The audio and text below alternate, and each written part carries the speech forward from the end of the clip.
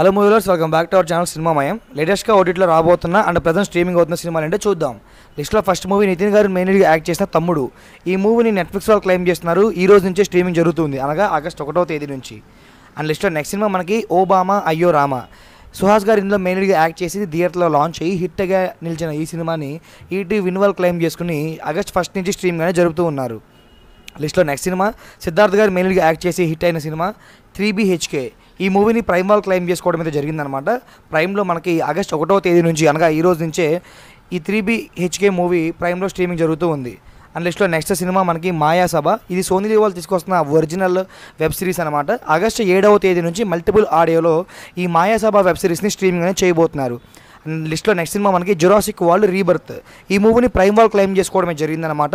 Multiple audio add చేసుకుని including Telugu కూడా కలుపుకుని ఆగస్ట్ 5వ తేదీ నుండి స్ట్రీమింగ్ అనేది చేయబోతున్నారు ప్రైమ్ వీడియోలో. అండ్ లిస్ట్లో నెక్స్ట్ సినిమా మనకి కానిస్టేబుల్ కనకం.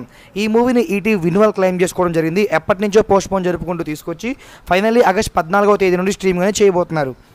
అండ్ లిస్ట్లో నెక్స్ట్ సినిమా మనకి జూనియర్ అనమాట. రీసెంట్గా థియేటర్లో రిలీజ్ అయ్యి మంచి బ్లాక్ బస్టర్ అందుకున్న ఈ సినిమాని ప్రైమ్ వాళ్ళు క్లెయిమ్ చేసుకోవడమే జరిగింది. ఆగస్ట్ 16వ తేదీ నుండి స్ట్రీమింగ్ అనేది చేయబోతున్నారు.